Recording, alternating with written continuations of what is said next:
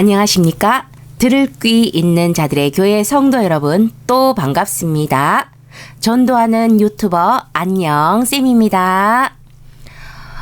지금 죄3 카테고리에서 지금 8번째 말씀을 녹화해서 업로드를 한 상태고요. 아직 지금 일시 2026년 1월 13일이 지나지 않았어요. 그래서 오늘은 2개 영상을 이제 녹화를 이제 하고 있어요. 지금은 이제 9번째 말씀이 될 것 같습니다. 또 9번째 말씀은 또 어떻게 또 구성이 되어 있는지, 또 그 죄3 카테고리에 있는 말씀이기 때문에 조금 내용이 지금 앞의 말씀과 좀 너무 다른 형식이지 않아? 그렇다 할지라도 그 죄사함의 카테고리에 해당되는 그 말씀이기 때문에 끝까지 귀를 기울여 주시면 될 것 같아요. 9번째 죄사함 말씀 작성일은 2026년 1월 2일입니다. 제목은 제가 끝에 말씀드리도록 할게요. 지금 또 화면에 우리 성경 구절이 나와 있습니다. 지금 시편, 그 솔로몬의 친아빠가 되는 그 다윗이라는 왕이 하나님을 향해서 지은 노래, 그런 시라는 것. 그래서 시편 146편 말씀을 지금 첫 장면으로 해서 말씀을 한번 시작해 볼게요. 지금 성경 구절을 읽고 시작할게요. 시편 146편 3절. 귀인들을 의지하지 말며 도울 힘이 없는 인생도 의지하지 말지니. 4절. 그의 호흡이 끊어지면 흙으로 돌아가서 그 날에 그의 생각이 소멸하리로다. 5절.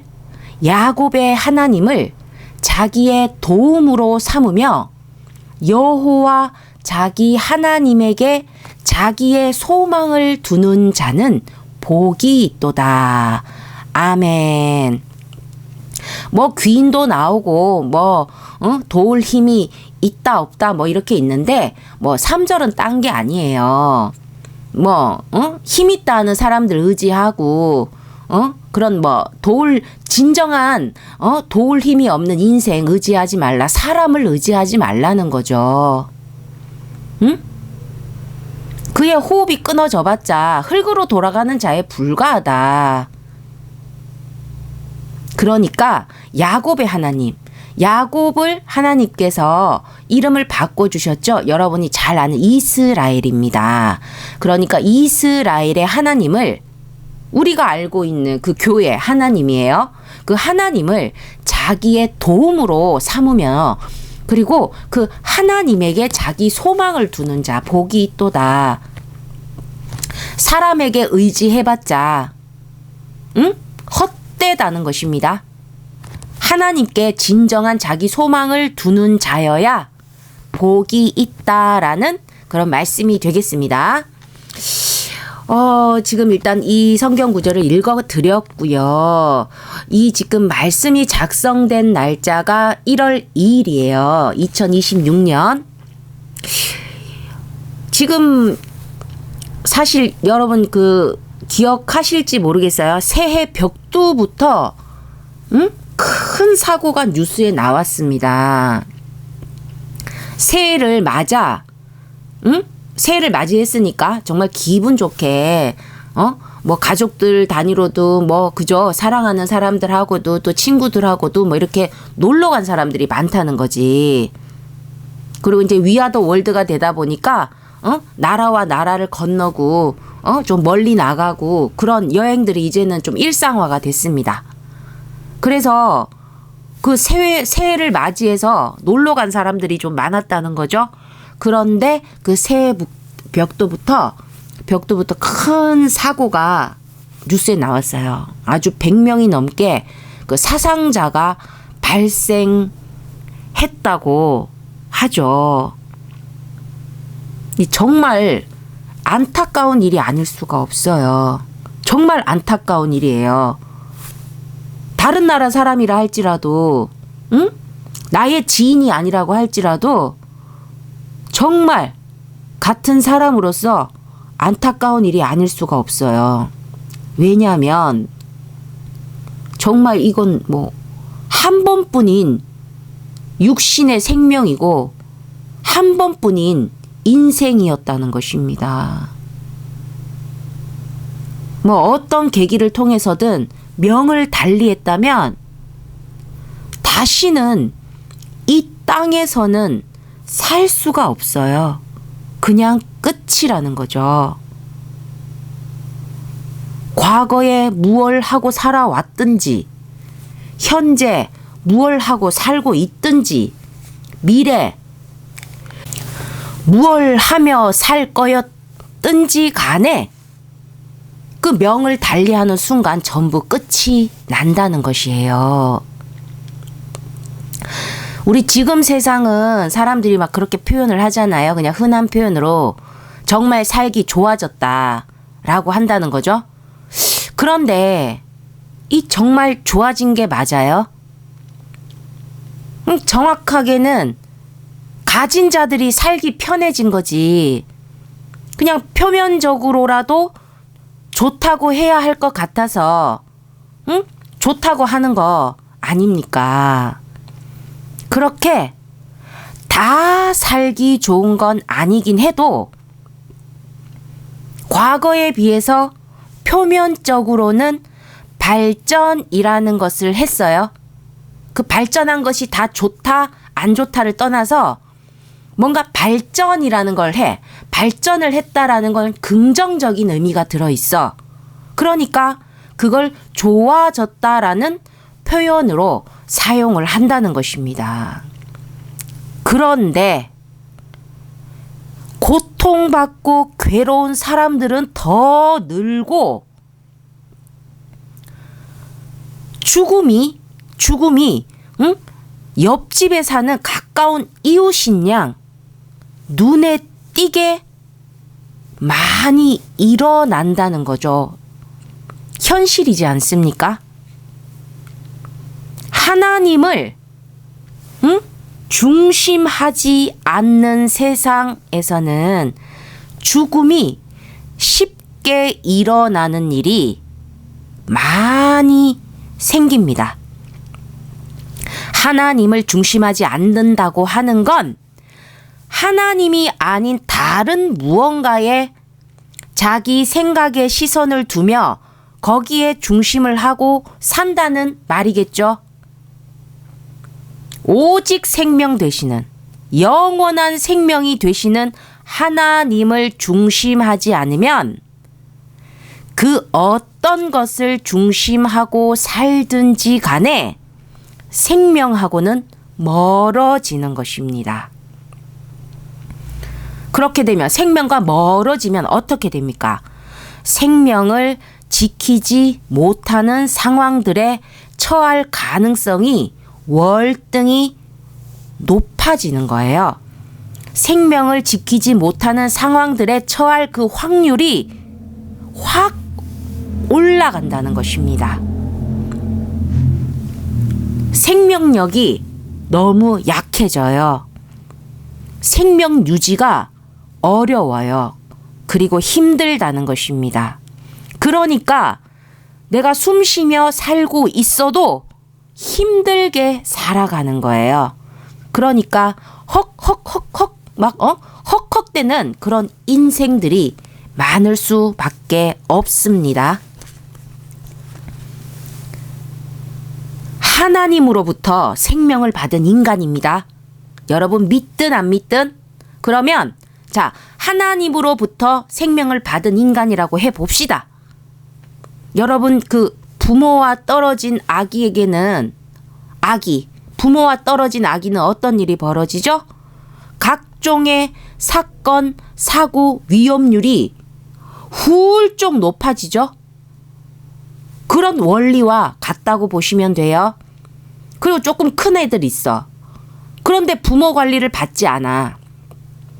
그러면 아이들끼리 놔두면 어떻게 되죠? 부모와 떨어져 있다는 거지. 말도 안 되는 걸로 막 싸우기 시작합니다.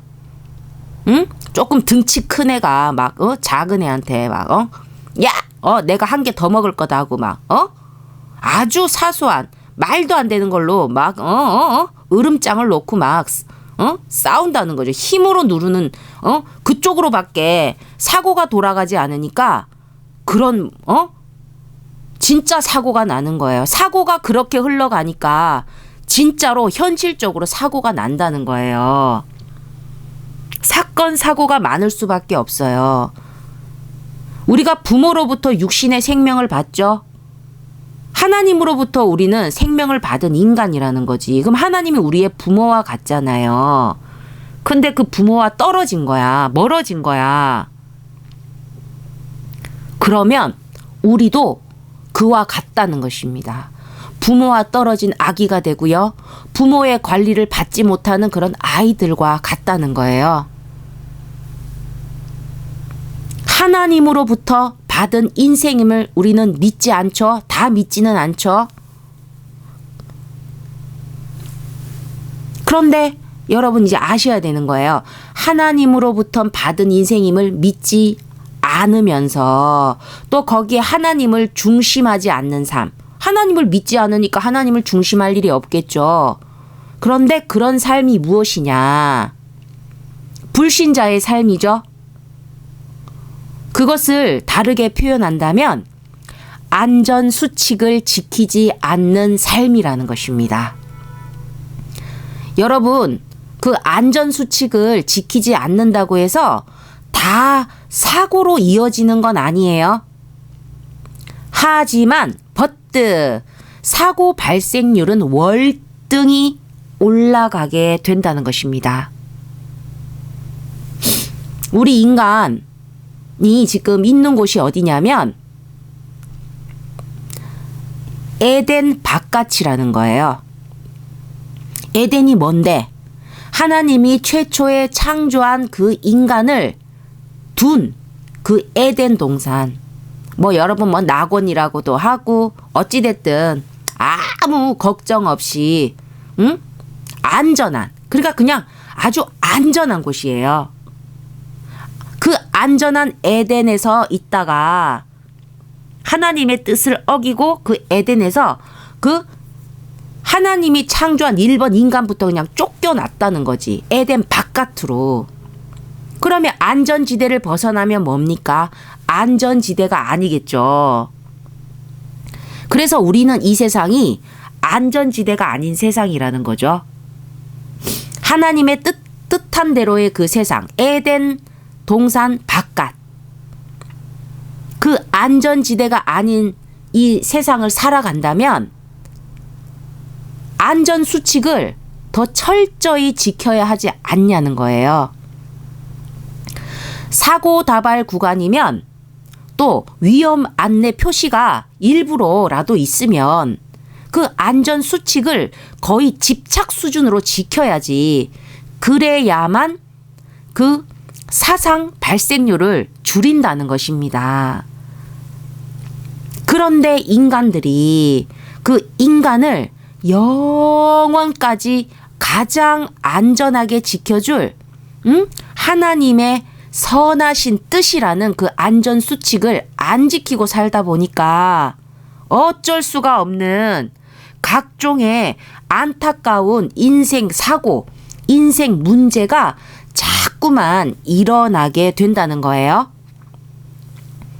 진실로 지금 이 세상은 안전수칙을 지키는 일에 너무 너무 무식하게 한다는 소리를 들을 만큼 더 철저하게 임해야 할 때입니다.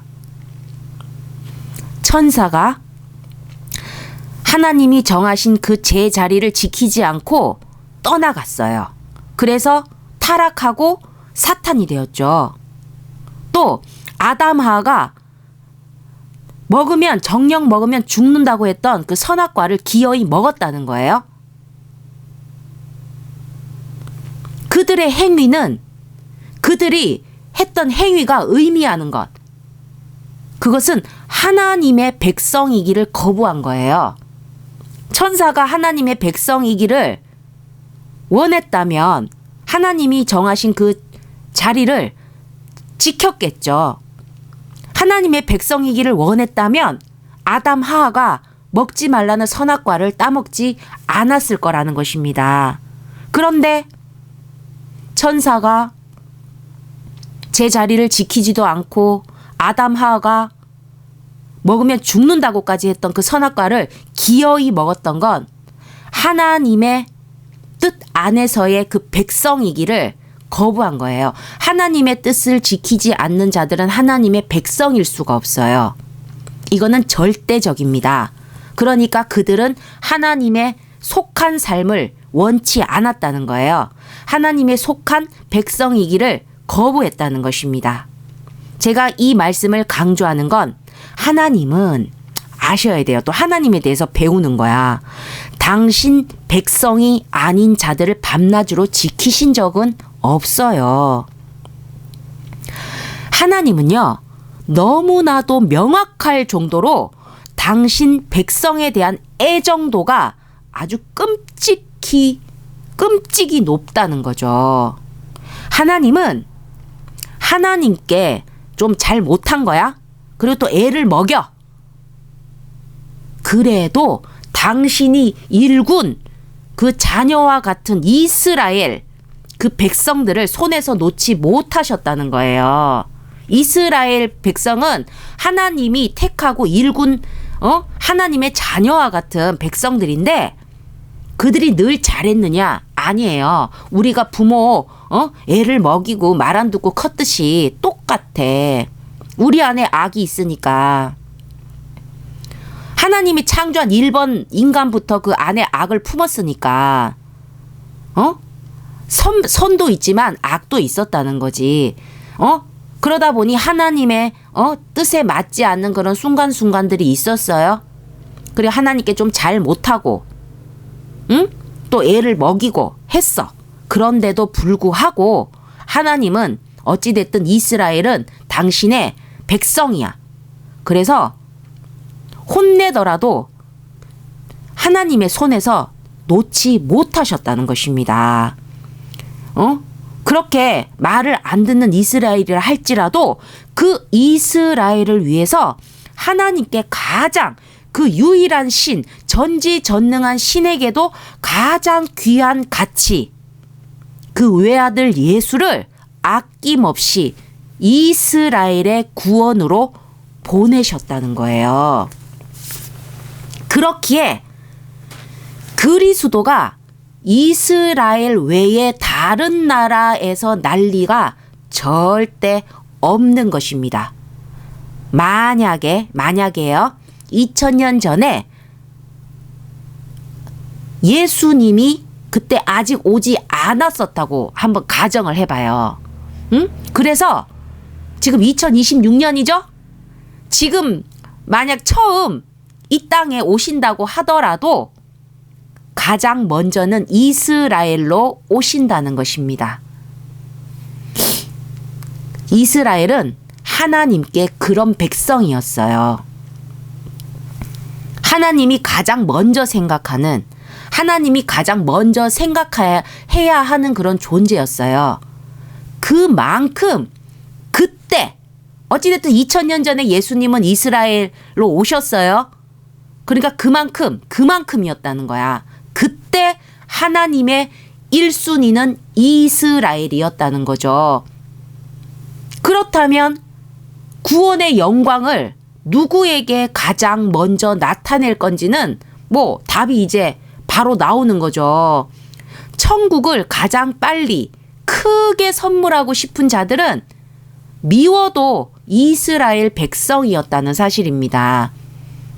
미우나 고우나 그때 이 세상에서 딱 구별된 하나님의 백성으로 구별된 그런 존재들이었다는 거죠. 그런 이스라엘이었다는 것입니다.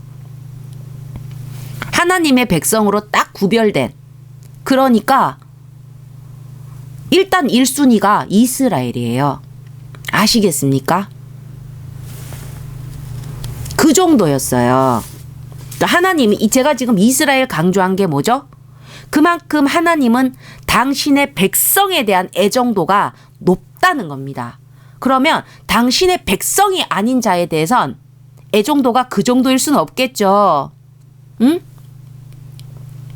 그런데 제가 설명을 했듯이 바로 방금 전에 했어요. 그 아담 하와는 아빠 엄마가 됩니다. 누구의 아빠 엄마가 됩니까? 또 여러분 또 유명한 책 제목에도 쓰죠. 카인과 아벨이에요. 아담과 하와는 카인과 아벨이라는 첫째 아들과 둘째 아들을 낳습니다. 에덴도 가장 안전한 에덴 동산에서 쫓겨나서 안전하지 않는 그 에덴 바깥 세상에서 또 러브러브 해가지고 아빠 엄마가 돼요. 근데 그들의 아들이 되는 카인과 아벨은 어떻게 했습니까? 일단은 카인과 아벨이 태어난 그 장소, 그 곳이 어딥니까? 그 터전이 어딥니까? 에덴 동산이 아니잖아요. 가장 안전한 에덴 동산이 아닌 자동으로 안전하지 않은 세상에서 태어났다는 거예요. 그리고 그곳에서 자라나서는 어떻게 됐습니까? 서로를 죽이고 있었다는 겁니다. 첫째 아들 카인이 동생 아벨을 쳐 죽인 거예요.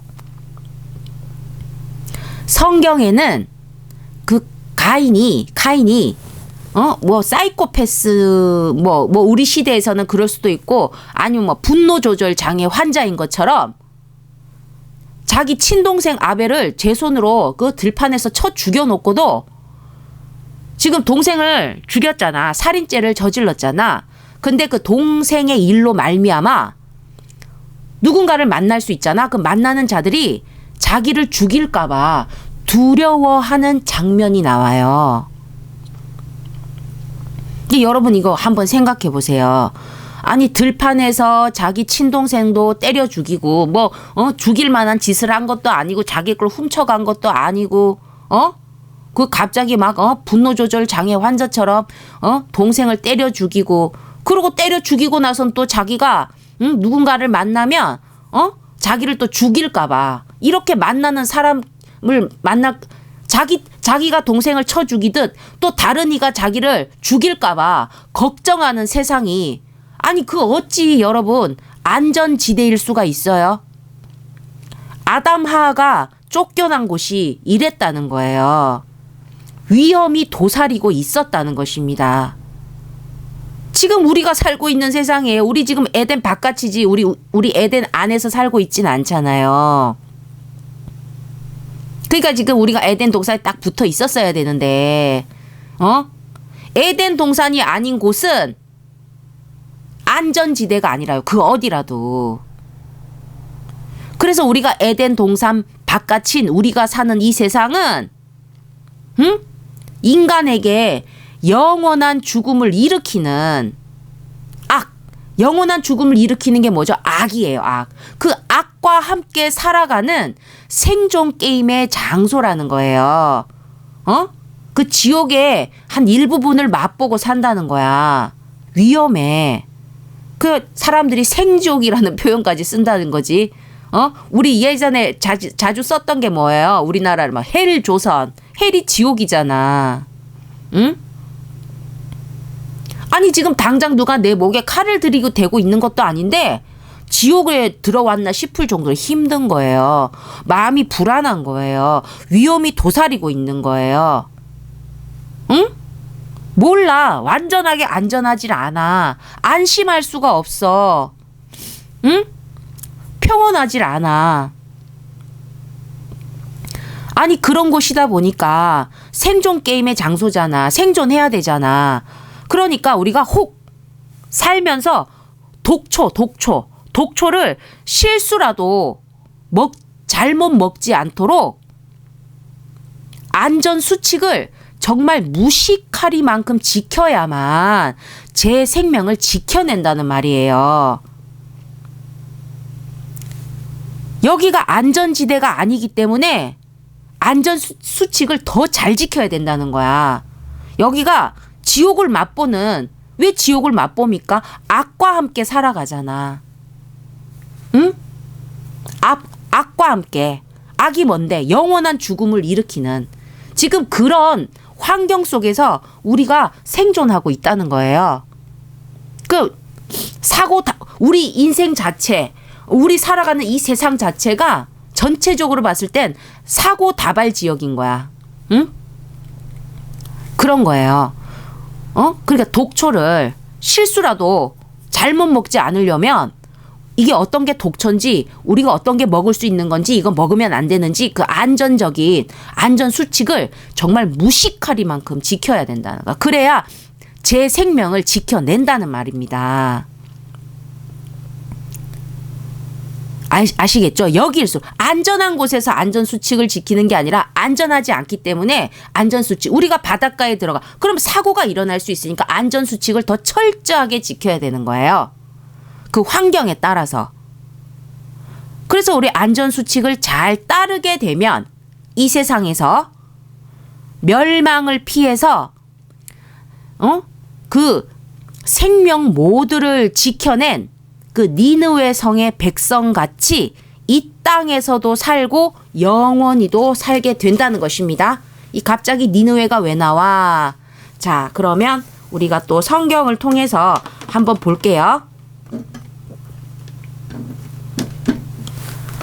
자, 다음 우리 성경 구절 한번 볼게요. 그 지금 요나라는 그 선지자가 선지자의 이야기가 있는 그런 성서, 그 요나서입니다. 성경 요나서 1장 2절 중요한 것만 제가 발췌를 했어요. 그 요나에게 말씀하시는 거예요. 하나님께서 뭐라고? 너는 일어나 저 큰 성읍 니느웨로 가서 그것을 향해, 그 성읍을 향해 외치라. 그 악독이 내 앞에 상달되었음이니라 하시니라. 그 니느웨 성이 너무 악독했던 거야. 너무 극악한 죄들이 너무 많았고, 그 죄를 짓게 되면 피해자들이 있잖아요. 그 억울하고 막 고통스러운 막 막 소리들이 하나님께 막 상달되는 거예요. 그 요나 3장 4절, 요나가 그 성읍에 들어가서 하루 동안 다니며 외쳐 이르되, 하나님의 뜻을 전하는 거예요. 너희 40일이 지나면 이 니느웨가 무너지리라 하였더니, 너무 악독해서 하나님이 도저히 막 귀가 따가워서 살 수가 없어. 응? 그래서 40일, 유예 기간을 주고 너 40일이 지나면 너희 그냥 무너뜨려 버릴 거야. 그냥 끝장내버릴 거야 했다는 거지. 요나를 통해서 전달을 했다는 것입니다. 그랬더니 요나 3장 10절, 하나님이 그들이 행한 것 곧 그 악한 길에서 돌이켜 떠난 것을 보시고 하나님이 뜻을 돌이키사 그들에게 내리리라고 말씀하신 재앙을 내리지 아니하시니라. 지금 조금 띄엄띄엄 중요한 것만 했는데요.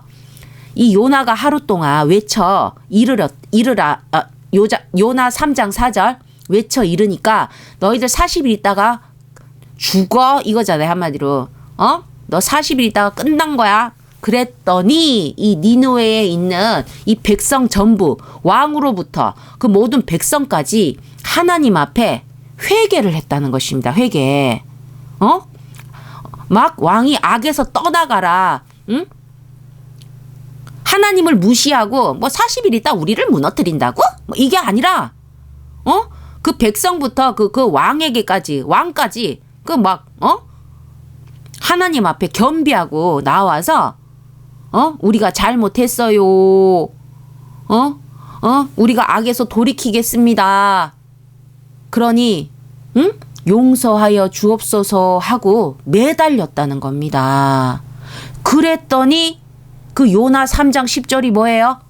하나님이 그들이 행한 것, 그들이 무엇을 행했는데 곧 그 악한 길에서 돌이켜 떠난 것을 보시고 확인을 하신 거야. 말로만 우리가 이제 악을 멀리 하겠습니다가 아니라 그 악한 길에서 돌이켜 떠난 것을 보신 거야. 정확하게 확인을 하신 거야. 그랬더니 기적이 일어났죠. 하나님은 당신의 뜻대로 하십니다. 근데 그 회개한 것을 보시고 하나님이 뜻을 돌이키사 그들에게 내리리라고 말씀하신 재앙을, 그러니까 재앙이 내리려고 했다는 거. 재앙. 응? 잠깐의 사건 사고가 아니라 재앙 수준이 기다리고 있었다는 거죠. 그런데 그 말씀하신 재앙을 내리지 아니하시니라. 이게 니느웨 성의 기적입니다. 멸망을 피해서 생명 모두를 지켜낸 니느웨 백성. 이들이 뭘 잘했습니까? 안전 수칙을 잘 따랐다는 거죠. 이들의 안전 수칙은 무엇입니까? 하나님을 바라본 거죠. 하나님이 자신들의 안전 수칙이라는 거지. 하나님의 뜻. 하나님이 악한 길에서 돌이키기를 바라신다는 걸 안다는 거야. 우리가 너무 악하게 했던 거지. 죄가 많으니까. 그래서 우리가 지금 멸망받게 생겼는데, 그렇다면 우리가 악에서 떠나면 안전수칙을 이제부터 정말 제대로 잘 지키고 그 하나님께 그걸 보여준 거지. 그래서 그 잘 따르는 걸 하나님께서 보신 거지. 악한 길에서 돌이켜 떠난 것을 보신 거지. 그랬더니 이 땅에서도 살고 그들이 만약에 끝까지 그 하나님의 뜻을 끝까지 바라본 자라면 영원히도 살게 된다는 거예요. 하나님은 모두를 구원하기를 원하십니다. 그때만 그 멸망을 피하는 것이 아니라 또 그 니느웨 성에 있었던 사람들이 그때만 그 멸망만 살짝 피하고 다시 막 악으로 돌아가는 것이 아니라 그 회개를 시작으로 하나님을 바라보고 하나님의 뜻대로 그들이 끝까지 살아냈다면 그들은 영원히도 살게 된다는 거예요. 이 땅에서도 살고 영원히도 살게 된다는 것입니다. 하나님은 절대적인 존재로서 모든 게 분명하신 분이세요. 노아 때 경고를 했다는 것입니다. 노아 때. 여러분 노아의 방주 들어보셨죠? 노아 때 경고를 했어요. 미리. 그런데 돌이키지 않았다는 거지. 노아 때는 120년간 그 유예 기간을 뒀어요. 근데 120년 동안 돌이키지 않더라는 거지. 이 니느웨 백성처럼. 그래서 약속대로 물로 쓸어버렸다는 거지. 내가 물 심판을 하리라 했더니만 아니 그 경고를 무시했어. 뭐 이러면서 응? 뭐 이렇게 막 날이 쨍쨍한데 응? 무슨 그런 일이 있냐고 믿어주지 않았어요. 응?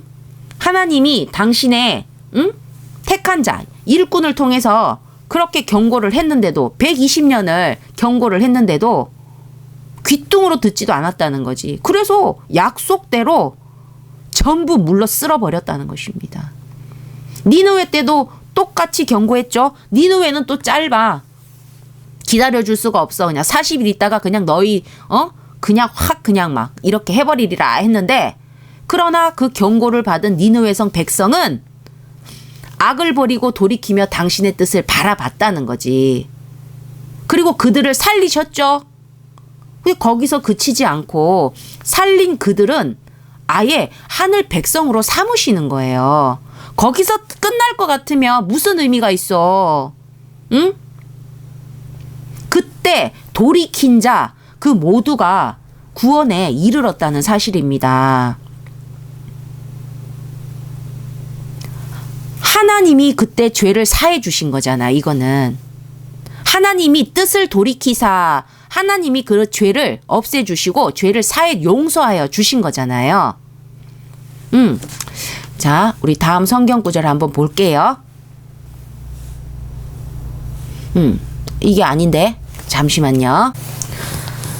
이제 성경 구절 바로 올렸습니다. 같은 누가복음이라서 조금 헷갈렸나 봐요. 누가복음 11장 32절 보시면 심판 때에 니느웨 사람들이 일어나 이 세대 사람들을 정죄하리니 이는 그들이 요나의 전도를 듣고 뭐 전도라기보다는 아까 했죠. 왜 외쳤다는 거야. 40일 있다가 너희 정말 큰일 난다고. 응? 그래서 돌이켰잖아요. 그래서 회개하였으미언니와 요나보다 더 큰 이가 여기 있느니라. 이 말씀을 한 것은 이 누가복음 11장 말씀이 나온 것은 사람들이 예수님이 와서 예수님도 전도를 하고 다니셨을 거 아니에요. 하나님의 뜻을 전하고 다니셨을 거 아니에요. 근데 너무 듣지 않더라는 거지. 예수님이 그 죄사함의 권세를 가지고 왔어. 그 회개를 해야 될 거 아니에요. 그리고 예수님은 하나님의 독생하신 자, 그리스도로 오셨다는 거지. 요나는 예수님이 오시기 전 하나님의 일꾼, 하나님의 종, 선지자였는데 예수님은 그보다 더 큰 자, 하나님의 독생하신 외아들이 왔잖아. 그리스도로 오셨잖아. 그리스도는 유일한 한 분이시잖아요. 그가 아니면 우리가 구원을 받을 수가 없어. 그 얼마나 큰 자겠어요. 우리를 천국으로 데려가는 아니 그 모든 권한을 갖고 계신 분인데 얼마나 큰 자겠냐고. 그런데도 불구하고 예수님을 믿지 않고 자신의 죄를 없애려고 하지 않고 그러고 있었다는 거. 회개하지 않았다는 거죠. 그러니까 이 말씀이 나온 거예요. 심판 때에 니느웨 사람들이 그때 그 악독했던 그 니느웨 사람들이 일어나서 너희들을 정죄하리라.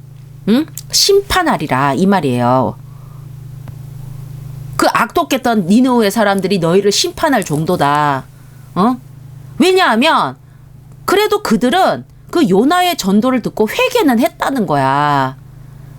지금 요나보다 더 큰 이가 여기 있는데 그렇게 이 니느웨 사람들에 대해서 이렇게 또 표현된 성경 구절이 있습니다. 하나님은 뭐든지 끝까지 책임을 지십니다. 뭐 그때 요나서에 그들을 그 니느웨 백성들을 하늘 백성으로 삼으시고 그때 모두가 구원에 이르렀습니다라고 성경 구절에 나와 있는 건 아니에요. 또 제가 마음대로 지어낼 수는 없지만 여러분 그때든 지금이든 그들이 돌이켰어. 회개를 했어. 그 회개가 그때로 끝난 것이 아니라 그 이후에도 그 회개한 대로 그 악에서 떠나가고 끝까지 그 악에서 떠나간 그 믿음을 끝까지 지켜낸 자들이 있다면 그들은 결국 구원에 이르렀다는 것입니다. 제대로 돌이켰다면 다시 그 악독에 물들 리가 없잖아요. 그래서 그때를 말하는 거예요. 사실은 니느웨는 뒤에 역사적으로는 멸망을 했습니다. 그때 또 그런 일이 있었지만 세대가 바뀌면 우리 또 뭔가 또 바뀌는 게 있잖아요. 그러다 보니 니느웨 또 이게 실제로 있었던 이게 성경이라고 해서 지어낸 얘기가 아니에요. 실제 이스라엘 뭐 그 주변에서 거기에 실제 역사예요. 그래서 좀 여러분이 역사로 찾아보시면 그들의 악독함이 정말 하늘을 찌를 정도로 심했다는 걸 알 수 있을 것입니다. 그때는 또 돌이켰던 부분이 있었지만 그 세대가 또 지나가면서 결국에는 또 스멀스멀 올라오고 또 결국에는 이제 멸망을 또 맞이하는 그런 일이 있었다는 거죠.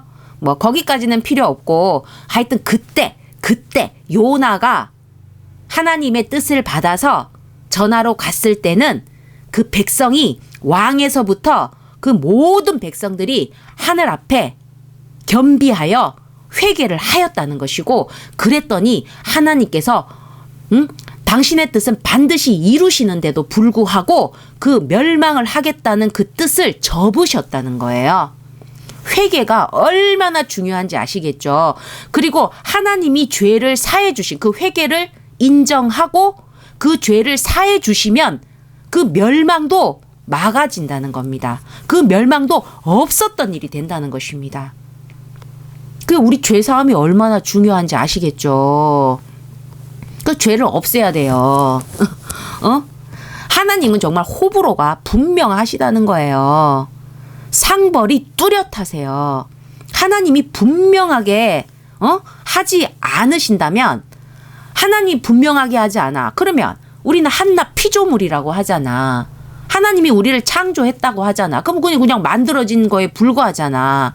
그러면 아니 보이지도 들리지도 않은 그 신이 분명하게 뭔가를 우리에게 하지 않으면 한낱 피조물인 인간으로서는 그 하나님이란 신도 그 신의 뜻도 알 길이 없어요. 분명하게 나타내신다는 거지. 우리가 알 수 있을 정도로.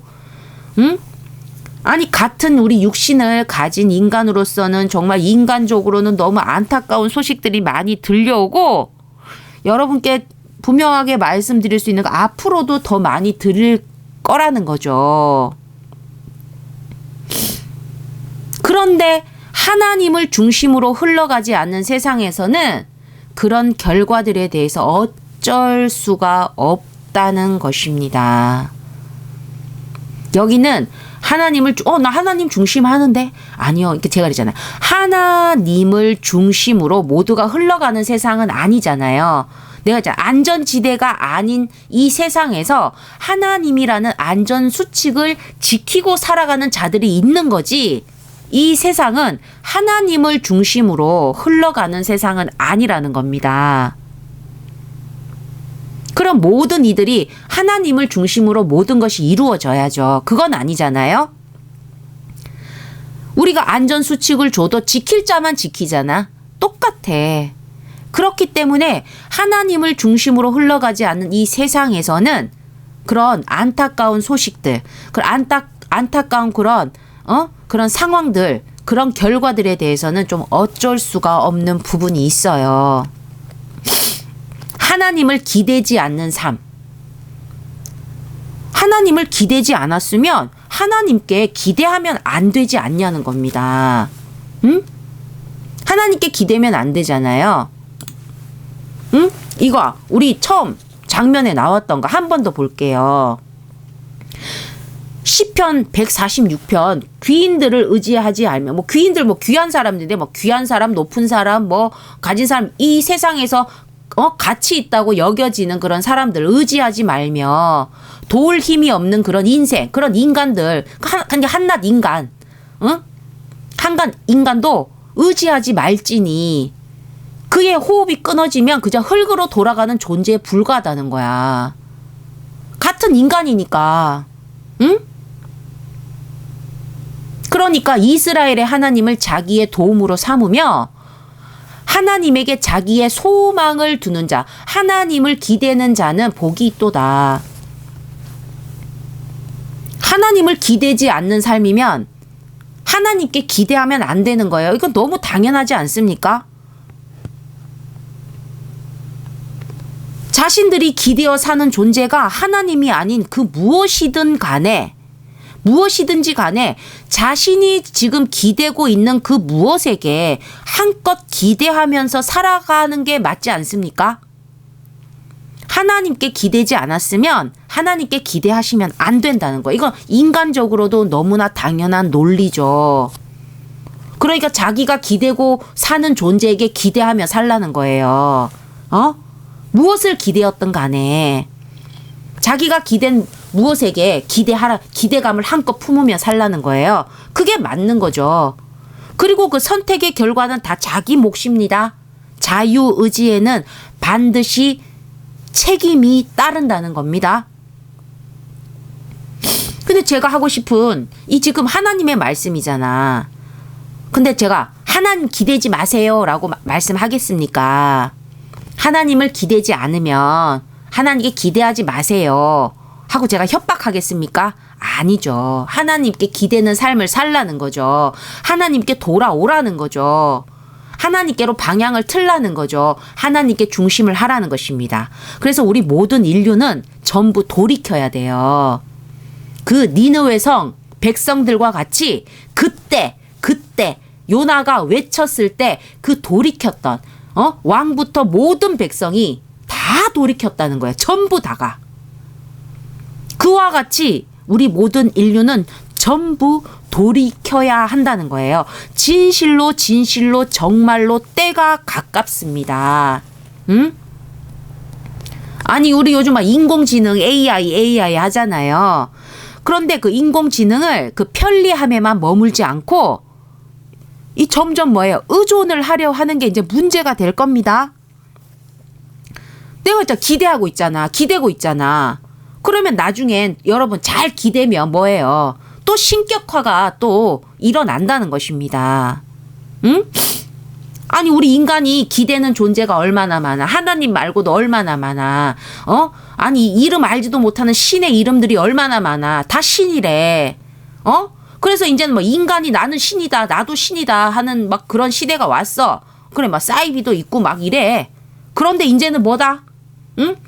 우리 옛날에 뭐야 막 태양도 섬기고 달도 섬기고 돌도 섬기고 막 나무도 섬기고 이제 그걸 하다 안 돼서 이제 뭐야 인공지능 인간이 만든 인공지능 그걸 이제 편리하게 사용한 거야. 그럼 편리하니까 자꾸 쓸 거 아니에요. 그럼 의존을 하게 된다는 거지.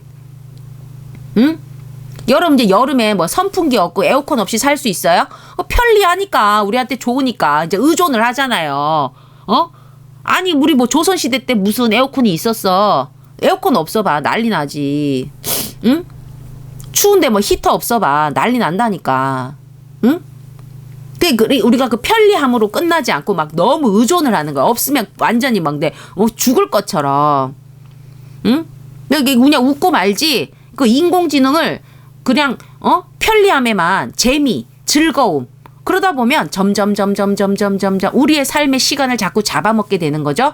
우리의 삶의 시간에 자꾸 이렇게 포함되는 거죠. 그러면 의존을 하려는 게 이제 의존을 넘어서서 어떻게 돼요? 거의 섬기는 수준이 되는 거야. 나중엔 또 신격화가 될 수 있다는 거예요. 내가 왜 이런 예상을 할 수 있어요? 너무 이렇게 분명하게? 악은 놀지 않는다는 거예요. 악이 놀질 않아. 악이 살아있어? 살아있는 악이 있잖아요. 사단이라고. 악 100%, 순도 100% 악이 있잖아요. 좀비같이 움직이는 진짜 사는 것이 아니고 움직이는 사단이 있다는 것입니다. 응? 사단의 입장에서는 인간이 하나님만 안 쳐다보고 살면 무조건 오케이예요. 인공지능을 쳐다보고 살든, 나무를 뭐 쳐다보고 살든, 강물을 쳐다보고 살든 아무 상관없어. 그냥 사단은 인간이 뭐만 안 쳐다보면 돼. 하나님만 안 쳐다보면 무조건 오케이라는 거야. 근데 사람들이 막 인공지능 하는 거 이제는 이것도 지겹고 또 저것도 지겹고 사람들 금방금방 질리잖아. 인간들은 멈춰 있지를 않아요. 하나님이 창조한 존재들이에요.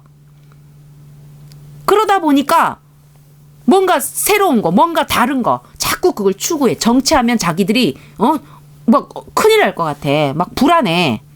그러니까 이제 막 인공지능은 아직 이제 시작하잖아. 막 거기에 막 마음을 두고 막 생각에 시선을 두고 그렇게 한다는 것입니다. 그런데 하나님께서 우리 다음 성경 구절 한번 볼게요. 하나님께서 하나님 당신이 보낸 자 그 예수를 믿고 또 하나님 당신의 선하신 뜻대로 하는 자만을 찾는 것에 여러분 인간적인 생각에도 뭐 하나 잘못된 게 있습니까? 시비 걸 게 있습니까? 만약에 하나님께서 이 세상을 창조한 것이 맞다면 하나님이 계시다면 창조한 것이 맞죠? 이 세상이 창조가 되었다면 창조한 존재가 있겠죠. 하나님이라는. 그렇다면 하나님은 어떻게 창조를 하셨겠습니까? 무언가를 만들어. 내 뜻대로 만들잖아요. 하나님은 오직 당신 뜻대로의 세상을 만들었던 거예요. 당신 뜻대로의 세상을 만들었는데 당신 뜻을 알고자 하는 이들도 없고 당신을 간절히 바라보지도 않고 당신의 그 선하신 뜻대로 살기를 원치 않는 자들이 있다는 거야. 그러면 그런 자들은 하나님도 진심으로 원치 않으신다는 거죠. 그런 이들은 내 자녀가 아니다. 내게서 떠나가라 하시는데 여기에 인간이 뭐 하나 토 달 게 있습니까? 오히려 인간이 제 뜻대로 제 맘대로 하고 사는 거야. 그리고 죽었어. 그런데 뜬금없이 하나님 집에서 영원히 잘 먹고 잘 산다. 이게 더 말이 안 되죠. 인간 상식으로도. 아니 제 뜻대로 제 맘대로 살다 죽고 나서 왜 갑자기 하나님 집에 가서 영원히 잘 먹고 잘 살아요? 천국 가서? 그게 말이 돼요? 천국은 아버지 집인데 아버지를 알지도 못하면서 하나님에 대해서 아는 것도 없으면서 그 말이 안 된다는 거지. 그래서 지금 또 화면에 나온 그 성경 구절이 보이시죠? 요한복음 6장 40절. 내 아버지의 뜻은 예수님께서 하신 말씀이겠죠? 내 아버지라고 하셨으니까 내 아버지의 뜻은 아들을 보고 믿는 자마다, 그 아들이 누굽니까? 예수님이죠. 내 아버지의 뜻은 나 예수를 보고 믿는 자마다 영생을 얻는 이것이니, 예수를 믿으면 영생을 얻는다는 거야. 마지막 날에 내가 이를 다시 살리리라 하시니라. 이가 누굽니까? 그 예수를 믿고 믿는 자들을 다시 살리리라 하시니라. 마지막 날에. 응? 내 아버지의 뜻은 예수를 보고 믿는 자마다 영생을 얻는 그것이다. 그래서 마지막 날에 나 예수가 나를 믿는 이들을 다시 살리리라 하시니라. 아시겠죠? 아들을 보고 믿는 게 아버지의 뜻이야. 그걸 아들을 보고 믿으면, 그 아들을 믿으면, 예수를 믿으면 영생을 얻는 것이 아버지의 뜻이라고. 예수가 누굽니까? 하나님의 보낸 자잖아요. 그러니까 보낸 자 예수를 믿는 것. 그것이 조건이에요. 또 다음 성경 구절 볼게요. 요한복음 6장 29절. 예수께서 대답하여 이르시되 하나님께서 보내신 이를 믿는 것이 하나님의 일이니라 하시니. 이거 똑같죠? 하나님께서 보내신 이가 누굽니까? 예수님 당신이잖아. 본인이시잖아. 그러니까 예수님께서 뭐라고 해? 나를 믿는 것, 그것이 하나님의 뜻하신 일이라는 거예요. 또 다음 거. 이거 아주 유명한 구절. 제가 지난번 또 강의 때 막 또 목에 피가 나도록 또 강의를 했죠. 나더러 주여 주여 하는 자마. 지금 나는 예수님입니다. 예수님더러 주님 주님 하는 자마다 다 천국에 들어갈 것이 아니요. 다 들어가는 게 아니래. 예수님께 주님 주님 해도 다 천국에 들어갈 게 아니래.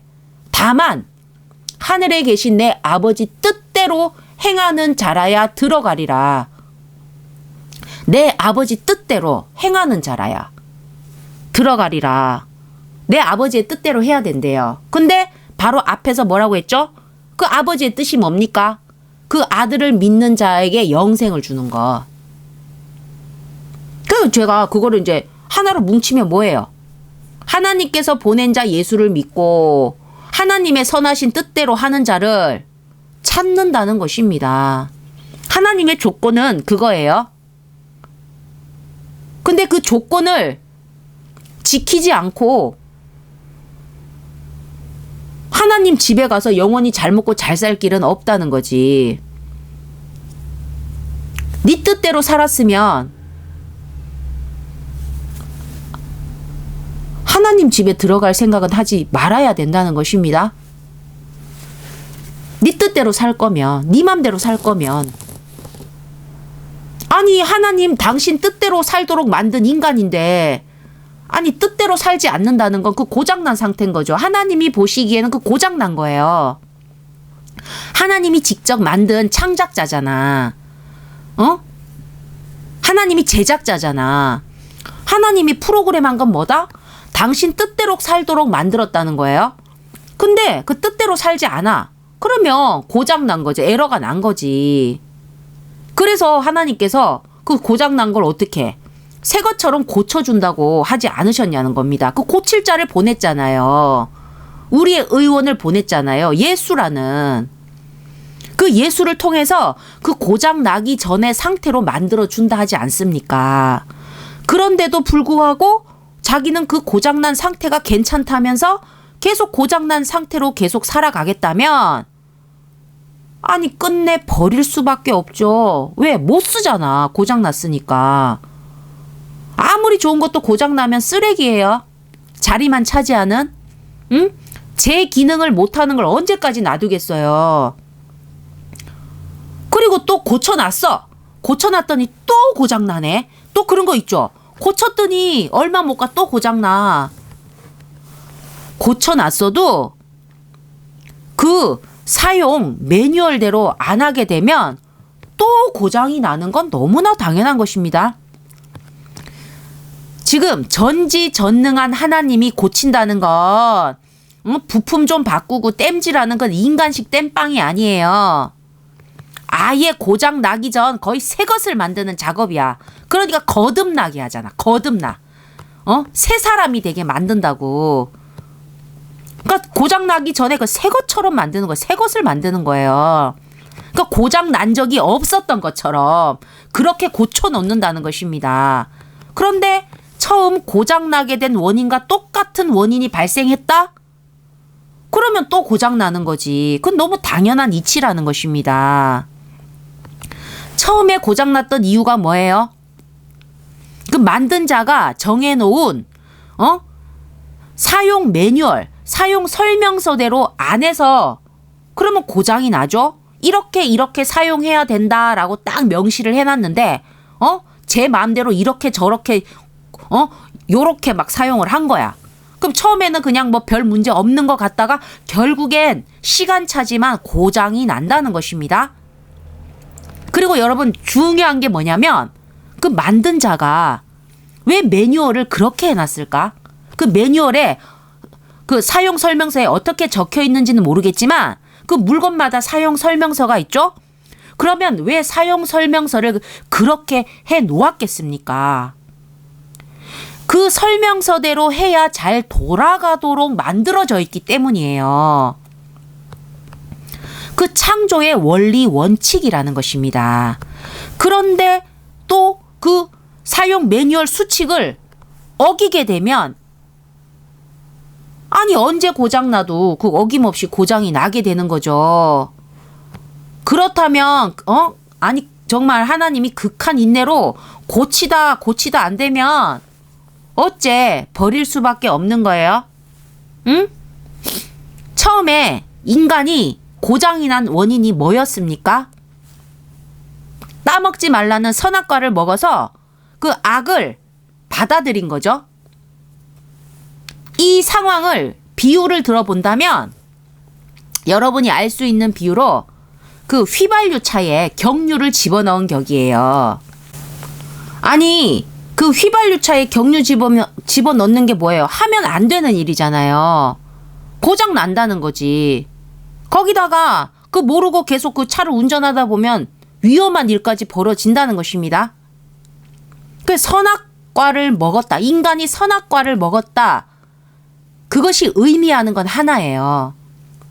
하나님의 뜻을 벗어난 행위였다는 것. 하나님의 뜻이 안전 수칙이고 사용 매뉴얼이에요. 정식적인 사용 매뉴얼이라는 거지. 그런데 그 매뉴얼을 벗어난 어떤 행위를 한 거야. 그러면 고장이 난다는 겁니다. 그래서 선악과를 먹었더니 인간은 금방 에러가 나고 제 기능을 잃고 제대로 돌아가지 않아. 뭐가 안 돌아? 인생이 제대로 돌아가질 않아. 응? 그 악을 속에 품고 나서 그 바이러스를 받아들인 거나 마찬가지예요. 제대로 돌아갈 리가 없지. 그 인생이 자꾸 꼬이는 거야. 그래도 우리가 그 컴퓨터 에러가 나서 뭐 바이러스를 먹었든 어떻든, 응? 또 우리 수리하시는 분들이 있잖아요. 그렇게 막 컴퓨터를 복구하듯이 완벽하게 새 것처럼 복구를 해놨다는 거야. 막 그 신의 에이스, 하늘의 AS는 그냥 거의 새 것처럼 복구해놔. 근데 또 계속 또 에러가 발생하네? 응? 그러면 못 쓰는 거죠. 아, 진짜 컴퓨터면 그 부품 일부라도 뭐 가치가 있잖아요. 그런데 에러가 난 인간은, 응? 그냥 전체가 재활용도 안 되는 소각 쓰레기에 불과하다는 말입니다. 여러분, 그 과일 썩은 거 먹어보셨나 모르겠어요? 제가 어떤 일이 있었냐면, 이렇게 눈으로 보니까 한 3분의 1쯤이 썩어 있는 거야. 그럼 좀 아깝잖아요. 뭐 비싸게 준 과일이야. 그래서 3분의 1이 썩었으니까 한 반쯤을 도려낸 거야. 그래서 이제 멀쩡해 보이는 부분을 이제 싹, 손질을 해서 먹으려고 했더니 거기서 쓴맛이 막 나더라는 거지. 모양은 멀쩡한데 겉으로는 분명히 멀쩡한 부분인데 실상은 뭐예요? 겉으로 그렇게 보였던 거지만 그 썩은 것에 영향을 받아서 썩은 상태였다는 거예요. 그 인간이 에러가 났다는 건 이와 같이 썩은 과일, 그런 상태인 거예요. 멀쩡한 부분이 있다고 해서 멀쩡한 게 아닌 거야. 한구탱이가 썩었으면 전체가 썩은 거예요. 인간은 그와 같은 존재라는 거예요. 그런 속성인 거예요. 일부만 썩는 게 없어. 그러니까 하나님은 인간의 죄 한 티끌조차도 용납하지 않으신 거야. 한 티끌이든 두 티끌이든 한 덩어리든 두 덩어리든 안 돼. 그 티끌로도 우리는 썩은 사과래. 썩은 과일이라는 거야. 전체가 썩은 과일이라는 거야. 겉으로 괜찮아 보이는 부분이든 어떻든 못 먹어. 못 써. 버려야 돼. 응? 그 피조물인 인간 그 누구라도 그 인간을 만든 창조주가 정한 그 매뉴얼대로 살지 않고는 믿든지 안 믿든지 잘 살 길은 절대로 없습니다. 왜? 그렇게 만들어져 있다는 거예요. 그렇게 만들어져 있다는 거예요. 그래서 뭐 어떤 직업을 가지고 살든 얼마나 많이 가지고 살든 그런 게 중요하지 않습니다. 남녀노소 뭐 지위 고하도 상관이 없어요. 응? 또 우리 다음 성경 구절 갈라디아서 2장 20절 지금 화면에 보이고 있습니다. 인간은요, 그 매뉴얼대로, 그 매뉴얼이 뭐냐면 안전수칙이에요. 우리가 이 세상을 살아가는 안전수칙. 하나님의 뜻이 바로 우리의 매뉴얼인 겁니다. 하나님은 그렇게 주셨어요. 우리의 매뉴얼을 뭘로 줬다? 우리 사용 매뉴얼을 뭘로 줬다? 하나님의 뜻대로예요. 그 매뉴얼대로 살지 않으면 문제가 반드시 발생해요. 나는 그 문제를 피해간다? 그럴 수가 없습니다. 누구에게나 100명이면 100명, 1000명이면 1000명, 1000억이면 1000억 다 발생한다는 거예요. 크고 작게 다 발생한다는 거예요. 그런데 제가 얘기했잖아요. 무조건 문제가 발생하는 거야. 그러면 이 수많은 인생들이 전부 죄의 문제를 갖고 있잖아. 그러니까 다 인생 문제를 갖고 있다고. 크고 작든. 그 수 많고 많은 인생이 다 문제가 있다 보니까 나만 특별할 수가 없잖아. 그러니까 어떻게 이걸 처리하고 삽니까? 안전수칙을 지키고 매뉴얼대로 살려고 하지 않고 하나님을 모르니까 또 하나님을 가르쳐줘도 믿지 않으니까 그 문제가 있어도 그냥 문제를 떠안고 사는 거야. 그러고는 어떻게? 문제를 떠안고 있으면 좋은 일은 없잖아. 그냥 악으로 깡으로 고통과 번뇌를 그냥 짊어지고 그냥 살아간다는 거야. 왜? 나만 그렇게 사는 게 아니거든. 나만 그렇게 사는 것이 아니거든. 응?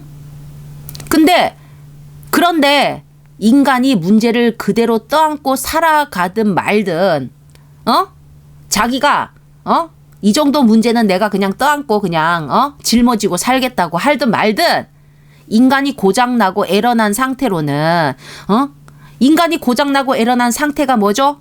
딱 직설적으로 얘기하면 죄를 품은 상태. 죄를 해결하지 못한 상태로는 온전하기만 한 세상에서 살 길이 없다는 거예요. 온전하기만 한 세상이 어딥니까? 천국이죠. 거기는 온전하지 못한 자가 들어갈 수가 없어요. 온전하지 못한 상태로는 아예 들어가지를 못한다는 거예요. 여기서는 살 수 있지. 이 세상 뭐야? 에덴 바깥이잖아. 안전지대도 아니고 위험지대에다가 막 그래. 온전하다고 볼 수는 없어요. 왜? 악이 함께 도사리고 있고, 사단도 막 돌아다니고 있고, 막 이렇다는 거야. 응? 근데 이제 천국은 온전하기만 한 세상인 거야. 그럼 우리가 온전해야 들어갈 수 있어요. 하나님께서 온전하게 해 주신다는 거죠. 우리를 고쳐 주신다는 거야. 새 것으로. 그런데 계속, 이 수많은 인생이 다 문제가 있는, 그 고장나고 에러난 상태, 나 정도면 괜찮지. 이 정도 고장 상태면 괜찮지. 더 크게 고장나고 에러난 사람들도 있는데 하면서 자기 딴에는 아주 막 그 뭔가 해탈한 듯한, 해탈한 것처럼 막 세상에 대해서 달관한 것처럼, 그렇게 살아도 남들은 참 대단하십니다 할지 모르겠지만, 그 상태로는 온전, 한 그 세상에는 들어갈 길도 거기서 살 길도 뭐 거기 넣어줘도 살 수도 없어. 거기는 온전하지 못한 상태로는 버티지도 못해. 그렇기 때문에 자 우리 갈라디아서 2장 20절 한번 봐요. 내가 그리스도와 함께 십자가에 못 박혔나니 내가 그리스도와 함께 십자가 나를 죄로 보세요. 나라는 죄인이 그리스도와 함께 십자가에 못 박혔나니 그런즉 이제는 내가 사는 것이 아니요 오직 내 안에 그리스도께서 사시는 것이라. 나는 십자가에 못 박혀 죽은 거야. 그럼 난 죽었잖아. 그럼 이제 내가 살아 움직이고 있잖아. 그러면 내가 사는 게 아니라는 거지. 응? 오직 내 안에 있는 그리스도께서 나를 주관하시면서 사신다는 거예요. 이전에는 뭐야? 내 뜻대로, 내 뜻이 나를 주관하며 살았는데 나는 그 십자가에 예수님과 같이 못 박혀 죽었어. 근데 계속 내가 살아가고 있네? 그러면 이제부터는 내가 사는 게 아니라는 거야. 내 안에 그리스도께서 나를 움직인다는 거지. 아시겠죠?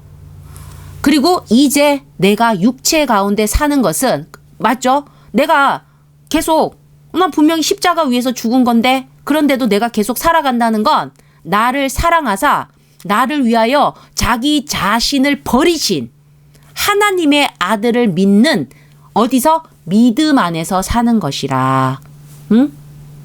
믿음 안에서 사는 것이라. 아시겠습니까?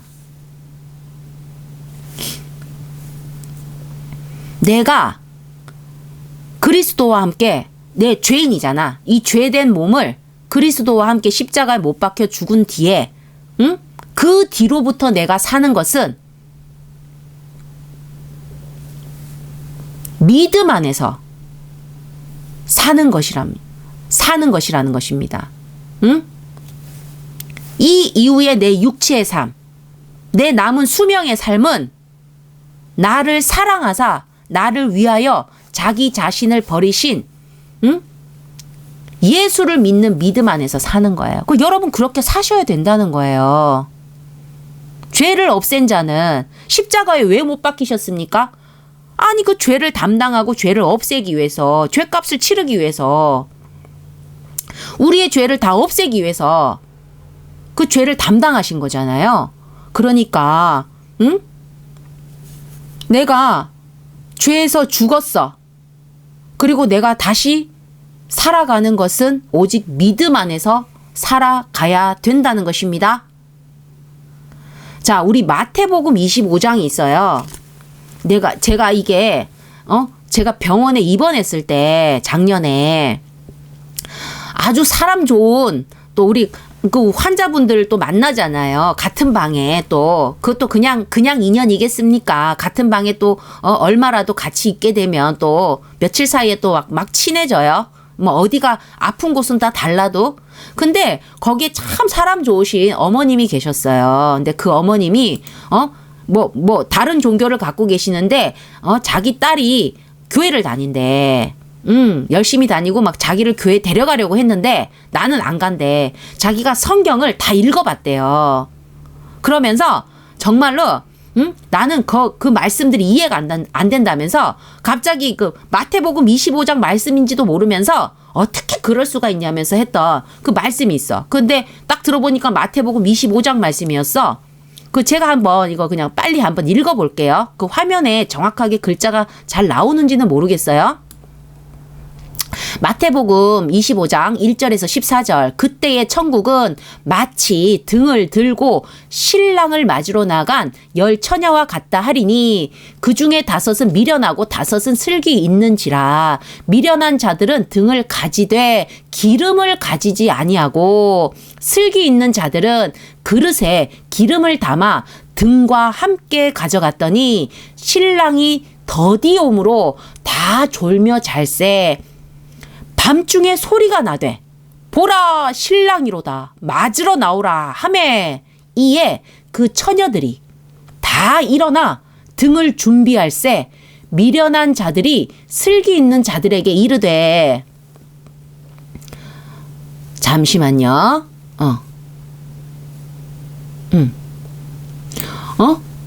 우리 등불이 꺼져가니 너희 기름을 좀 나눠달라 하거늘 슬기 있는 자들이 대답하여 이르되 우리와 너희가 쓰기에 다 부족할까 하노니 차라리 파는 자들에게 가서 너희 쓸 것을 사라 하니 그들이 사러 간 사이에 신랑이 오므로 준비하였던 자들은 함께 혼인잔치에 들어가고 문은 닫힌지라. 뭐 그 밑에 글은 여러분이 한번 읽어보세요. 근데 제가 지금 여기 이제 여기야. 응? 미련한 자들이든 뭐든 그 슬기 있는 자들에게 그 기름을 빌리러 왔잖아. 그런데 안 나눠줬다는 거야. 어떻게 그럴 수가 있냐고 막 나한테 막 아니 사랑해 그런 기독교고 이렇게 하면서 아니 그 기름 좀 나눠주면 어때 가지고 그걸 안 빌려주고 좀 나눠주고 같이 좀 하지 어떻게 막 사로 보낼 수가 있냐고. 그러는 가운데 그 막 신랑이 와가지고 결국에는 자기들만 쏙 들어가고 그 기름 못 빌린 나눠줌을 못 받은 애들은 결국 못 들어가고 이게 너무 잔인하다면서 막 그러면서 이거는 아니라고 이래서는 안 된다고 인간이 막 그러죠. 막 그냥 열변을 토하시더라고요. 아니 그 어머니가 그 병원 같이 입원하고 있을 때 얼마나 좋으셨는데 내가 너무 아팠거든. 근데 막 나를 막 살펴주고 응? 막 그랬어요. 아니 누가 봐도 너무 좋으신 어머니지. 마음도 좋으시고. 그런데 이 성경 구절 가지고 자기가 읽었는데 이런 게 있었다고. 있을 수 없다고 막. 응? 난 안 된다고. 너무 못됐다고 막. 성경에서는 슬기롭다고 슬기로운 처녀라고 하는데 잔인하다. 너무한다. 막 못됐다. 막 그렇게 말씀을 하시더라는 거예요. 여기서의 기름은 그냥 기름이 아니죠. 믿음의 기름을 말하는 거였어요. 근데 그 어머님은 믿음이 없으니까 그냥 진짜 기름이라고 여긴 거겠죠? 또 그 어머님은 믿음이 없으니까 이 말씀을 이해를 할래야 할 수가 없어. 이해가 안 돼. 믿음이 있어야만 이해가 된다는 거야. 이 말씀이 그냥 성경 말씀이 아니야. 그냥 한글을 안다고 해서 줄줄줄줄 그냥 스토리를 이해하는 게 아니라는 거예요. 믿음이 있어야지만 이거는 성서예요. 하나님의 뜻을 우리가 받는 거예요. 그래 하나님의 뜻을 모르는 거지. 응? 하나님께서 그 믿음을 주셔야지만 그거에 대해서 우리가 알 수가 있어요. 그러니까 믿음이 없으니까 믿음의 기름인 것도 몰랐고 믿음이 없으니까 이해가 안 되는 거야. 이해를 할래야 안 되는 거예요. 근데 우리가 믿음을 받았으면 어떻게? 믿음으로만 구원을 받는 거라는 걸 안다는 거지. 이거는 지금 구원이 달린 일이야. 이 믿음의 종교에서는 구원이 뭐야? 목숨 달린 일이야. 내 영생이 달린 일이라고. 그런데 그 믿음의 기름을 주고 나서 내가 부족하면 어쩌겠습니까? 안 되죠. 응? 지금 각자의 목숨이 달린 일이라는 거야. 그러니까 성경에서는 미련한 자라고 아예 얘기하잖아요. 응? 그만큼 중요하고 목숨 달린 일이었으면 기름을 준비했었어야지. 각자의 기름이 각자의 믿음이 다 충만해야 되는 거예요. 그렇기 때문에 이렇게 안 빌려줬다고 못됐다 소리 안 들려오려면 슬기로운 자든 미련한 자든 결국에 그 각자의 믿음을 다 충만하게 준비를 했어야 된다는 거예요. 그래서 부족해서 빌리는 일이, 부족해서 나눠달라고 하는 일이 없어야 되는 거예요. 믿음은 하늘로부터 받는 것입니다. 제가 8번째 말씀에서도 강조를 했어요. 믿음은 하늘로부터 받는 것입니다. 예수님이 제자들에게 뭐 했습니까? 데리고 다니면서 막 배고프고 막 핍박받고 예수님처럼 고생만 시켰습니까? 아니에요. 예수님이 제자들에게 준 것은 믿음이에요. 믿음을 풀로 충전을 시켰다. 풀. 가득 충전시켰다는 것입니다. 예수님은 하늘로 오신 분이잖아요. 그 예수님이 제자들에게 믿음을 주었다는 건 그 제자들은 하늘로부터 믿음을 받은 거예요. 예수님께로 믿음을 받았다는 게 뭡니까? 하늘로부터 받은 거예요. 그러니까 하늘로부터 받아야지만 풀 충전을 시킬 수가 있어요. 인간들 각자가 가진 그런 여러분 그 겨우야 믿음 정도로는 내가 진짜 선한 마음으로 그래 나도 부족하지만 너도 가져라 이러면서 서로 나눈다 해봤자 거기에요. 지 것으로도 구원 못 받고 나눠줘봤자 아무 의미 없어. 그러니까 주님을 믿어야, 주를 믿어야 그 믿음의 의로, 내가 주를 믿는 그 믿음의 의로 또 주의 의를 만땅 충전한다는 거예요. 우리가 주를 믿으면 그의 주의 의가 우리에게로 막 흘러 들어온다는 것입니다. 우리의 믿음을 하나님은 의로 쳐주세요. 그 우리의 믿음을 의로 쳐주지 않으면 그 우리 믿음이 의가 될 리가 없죠. 하나님이 정하신 대로예요. 그러니까 여러분이 이 법칙을 아셔야 돼요. 하나님이 정하신 질서에 대해서 그 매뉴얼을 정확하게 숙지를 하고 계셔야 된다는 것입니다. 여러분의 믿음은 하나님 앞에 뭐가 된다? 의가 된다는 거예요. 그러니까 우리가 주님을 믿으면 또 우리의 의를 통해서 또 하늘이 우리에게 믿음을 만땅으로 충전해 주신다는 것입니다. 주의 의로 우리를 채워 주신다는 것입니다. 주님의 의가 아니면 안 돼요. 하늘 앞에는. 천국에는 안 된다고. 내 의로는 나도 나름의 선이 있잖아. 그러니까 내가 그 선으로 의를 쌓고 살아. 하지만 내 의를 아무리 쌓아도 택도 없어요. 그 의를 쌓는 것이 나쁘다는 게 아닙니다. 너무나 중요해요. 내 말은 일단 천국에 들어가고 봐야 될 거 아니에요. 내 의로는 천국에를 못 들어가. 예수의 의로 천국에 들어가. 그러면 내가 쌓은 의는 어떻게 된다? 제가 앞에 강의에서도 막 여러분께 로또 같은 말씀을 드렸어요. 내 의는 하늘에 그대로 쌓여요. 천국 은행에 엄청난 이자로 고리 대금이 아니구나. 아니야. 막 엄청난 높은 이율로 하늘에 그 재산으로 쌓인다는 거예요. 그 여러분의 의는 계속 쌓으라고 했습니다. 하지만 내 의만으로는 천국에는 택도 없어요. 주의 의가 아니면 안 된다는 것입니다. 우리는 결국 그 갖고 있는 믿음이 우리끼리 믿음이 충만하세요. 아주 믿음이 좋으세요 해도 하나님 보시기엔 다 거기서 거기야. 응? 각자가 우리가 악을 품고 있으니까 거기서 조금 더 조금 낫고 그런 거지. 우리 모두는 예수의 의로 구원을 받는 것입니다. 그 의가 내가 믿는 믿음의 길로 주신다는 거지. 내 믿음의 길로 그 의가 쏟아져 들어온다는 거지. 아니 그러니까 우리가 주님을 믿어야, 예수를 믿어야 그 제자들처럼 그 믿음을 이제 겨우야 믿음으로 끝내지 않고 만땅 충전된 믿음으로 살 것이 아니겠습니까? 그래야만 신랑 대신 주를 맞는 지혜로운 신부가 되어서, 슬기로운 신부가 되어서 천국 혼인잔치에 들어갈 자격이 된다는 것입니다. 기름을 준비 못한 그 미련한 처녀들은 결국 뭐죠? 믿음이 부족한 불신자였다는 거예요. 살면서 믿음으로 살지 않았다는 것입니다. 그래서 필요한 때 기름이 떨어진 거예요. 그렇기에 그 믿음의 등불을 들고 있었음에도 등불은 갖고 있었잖아. 그런데 충만한 믿음으로 살지 않았던 거예요. 그러면 주를 맞을 기름이 부족한 자들은 어쩔 수가 없는 거죠. 그래서 등불만 들고 있어가지고는 아무 소용이 없는 거예요.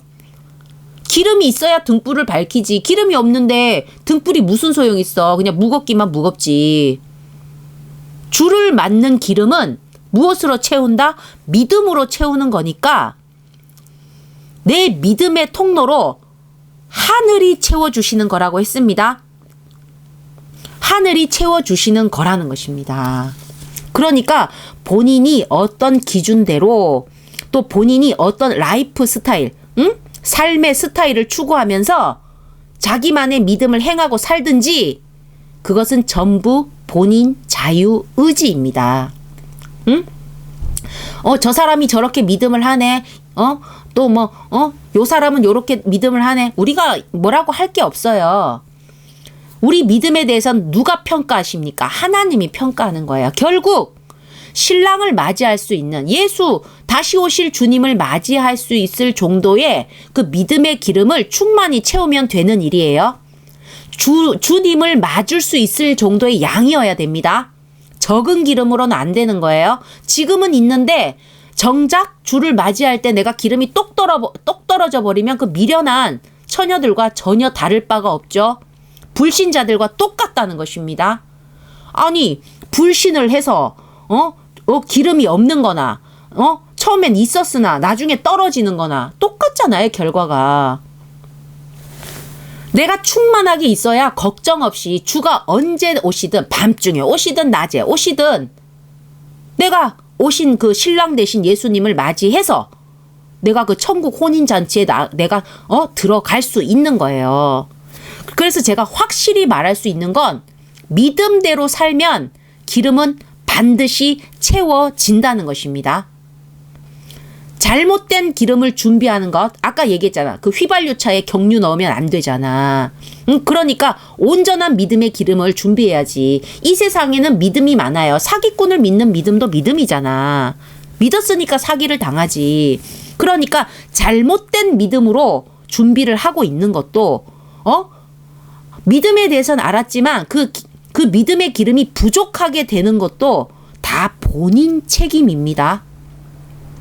하지만 분명하게 말씀드릴 수 있는 건 주를 중심하고 주의 뜻을 쫓아 산 제자들에겐 믿음의 기름이 넘치도록 부어졌다는 사실이죠. 그건 성경에 너무나 분명하게 적혀 있다는 것입니다. 그 제자들이 어떻게 했습니까? 하늘이 보낸 자 예수를, 그 주님을 중심했죠. 그리고 예수님이 나타내시는 그 하늘의 뜻을 쫓아 그 제자들은 자신의 인생을 걸고 살았다는 것입니다. 그들에게 믿음의 기름이 넘쳤다는 것. 그 모를 사람이 있어요? 하늘이 믿음의 기름을 넘치도록 부어 주셨다는 거예요. 언제나 풀 충전시켜 주셨다는 것입니다. 그렇기 때문에 여러분 믿음의 등불을 들고 있어도 등불만 멍하니 들고 있으면 안 된다는 거예요. 지금 또 마지막 성경 구절 하나 알려드릴게요. 여러분께서 정말 집중해서 보셔야 될 성경 구절입니다. 마태복음 13장이에요. 47절부터 또 천국은 마치 바다에 치고 각종 물고기를 모는 그물과 같으니 그물에 가득함에 뭐가 가득해요? 물고기가 물가로 끌어내고 앉아서 좋은 것은 그릇에 담고 못된 것은 내버리느니라. 자, 49절부터 아주 중요합니다. 세상 끝에도 이러하리라. 천사들이 와서 아주 중요한 구절이죠. 뭡니까? 의인 중에서 악인을 갈라내요. 뭐라고요? 의인 중에서 악인을 갈라내요. 의인 중에서도 악인이 섞여 있다는 거야. 우리가 의인이라고 살아. 근데 거기에 뭐가 있어? 악인이 섞여 있어. 그랬더니 세상 끝에 천사들이 와서 그 악인들을 쏙쏙쏙쏙 골라낸다는 거야. 그래서 그 악인들을 어떻게 풀무불에 던져 넣으리니 거기서 울며 이를 갈리라. 거기 지금 빠진 구절이 뭐냐면 영원토로. 그 풀무불이 어디예요? 지옥이죠. 영원히 꺼지지 않는 불. 거기에 던져 넣는다는 거예요. 거기서 당연히 울며 이를 갈겠지. 자기가 지금 의인이라고 살고 있는데 거기에 악인이 섞여 있어. 근데 천사들이 와서 그걸 정확하게 찝어낸다는 거야. 응? 우리는 그냥 의인이면 된다 했는데 아니에요. 우리가 믿음으로 의인이 된다는 거지. 죄의 사함을 받아서 예수의 그 의로 우리가 강제 의인이 되는 거예요. 그럼 의인이 된 거지. 근데 의인이 왜 악인이 됩니까? 의인 중에서 악인이 왜 있어요? 의인의 옷을 입고 악인의 삶을 사는 거야. 우리가 악인이라고 하니까 아주 막 극악의 죄를 지은 악인만 생각하는데 이 악인이라는 건 하나님의 기준이죠. 하나님의 뜻을 벗어난 삶을 사는 사람이 하나님께는 악인이에요. 죄인이에요. 하나님의 뜻대로가 매뉴얼이에요. 의인 중에서 하나님의 매뉴얼을 지키지 않은 자, 안전 수칙을 지키지 않은 자들을 갈라내요. 그 고장난 자들이거든. 응? 겉으로는 멀쩡해도 그 쓴맛이 났던 그 썩은 과일처럼 못 써. 그걸 버려야지. 응? 완전히. 그래, 풀무불에 아예 던져버린다는 거예요. 냄새도 안 나. 그냥 다 태워버린다는 거예요. 아시겠죠? 응? 그렇게 해서 우리는 의인으로 살아갈 거면 우리가 다시 오실 예수를 맞이할 수 있는 충분한 기름을 준비해야 된다는 것입니다. 그런데 인간이 신을 맞이할 정도 그 기름을 채울 길은 신의 도움 없이는 힘들어요. 우리의 교우야 믿음 가지고는 안 된다는 것입니다. 그리고 그 신의 도움은 반드시 주시는데 어떻게 제공이 됩니까? 이건 매뉴얼이라고 했어요. 믿음의 길로 제공된다는 거예요. 믿음의 길로 성령을 통해서 도우신다는 것입니다. 하나님의 영을 통해서 우리를 도우신다는 거예요. 그렇기에 자기 자신이 믿음의 자녀라고 하려면 저는 믿음의 자녀가 맞아요. 구원의 자녀가 맞아요. 라고 하려면 오직 믿음으로 살라는 것입니다. 응? 제가 저번에도 불러드렸잖아요. 오직 의인은 믿음으로 말미암아 살리라. 이거 제가 지어낸 게 아니에요. 성경에 있는 거예요. 성경에 있는 그 구절을 이렇게 찬양으로 만든 거예요. 근데 의인이 믿음으로 살지 않으면 하나님 앞에는 악인이 되어 골라 버려진다는 것입니다. 아시겠습니까? 자, 오늘 말씀 여기까지, 이번 말씀 여기까지고요. 들을 귀 있는 자들에게는 선명하게 들릴지어다. 아멘.